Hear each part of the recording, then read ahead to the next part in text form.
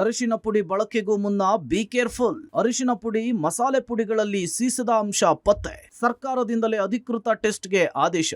ಅರಿಶಿನ ಪುಡಿ ಇಲ್ಲದೆ ಅಡುಗೆ, ಆಹಾರ ತಯಾರಿಕೆ ಸಾಧ್ಯನೇ ಇಲ್ಲ. ಅರಿಶಿನ ಪುಡಿ ಅತ್ಯವಶ್ಯಕ. ಆದ್ರೀಗ ರಾಜ್ಯದ ಜನರು ಆತಂಕ ಪಡುವಂತಹ ವಿಚಾರ ಬಯಲಿಗೆ ಬಂದಿದೆ.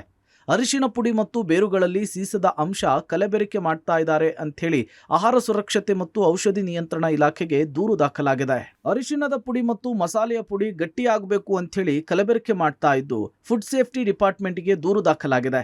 ಹೀಗಾಗಿ ರಾಜ್ಯಾದ್ಯಂತ ಮಸಾಲೆ ಪುಡಿ, ಅರಿಶಿನ ಪುಡಿ ಟೆಸ್ಟ್ ಮಾಡುವುದಕ್ಕೆ ಆದೇಶ ಹೊರಡಿಸಲಾಗಿದೆ.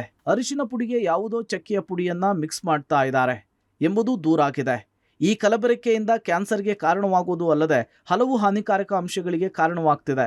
ಜೊತೆಗೆ ಕಾಯಿಲೆಗಳಿಗೆ ಮಾರ್ಗ ಆಗುತ್ತೆ ಎಂಬುದು ಸರ್ಕಾರಕ್ಕೆ ಸಲ್ಲಿಕೆಯಾಗಿರುವ ದೂರಿನಲ್ಲಿರುವ ಅಂಶ. ಹೀಗಾಗಿ ರಾಜ್ಯಾದ್ಯಂತ ಮಸಾಲ ಪುಡಿ, ಅರಿಶಿನ ಪುಡಿ ಸ್ಯಾಂಪಲ್ಗಳನ್ನು ಕಲೆಕ್ಟ್ ಮಾಡಿ ಟೆಸ್ಟ್ಗೆ ರವಾನೆ ಮಾಡಲಾಗ್ತಿದೆ.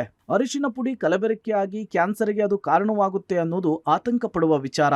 ಹೀಗಾಗಿ ಲ್ಯಾಬ್ ಟೆಸ್ಟ್ ರಿಪೋರ್ಟ್ ಆಧರಿಸಿ ಯಾವ ರೀತಿ ಕ್ರಮ ಆಗುತ್ತೆ ಅನ್ನೋದನ್ನ ಕಾದ್ ನೋಡಬೇಕಿದೆ. Lokesh, public TV, Bengaluru.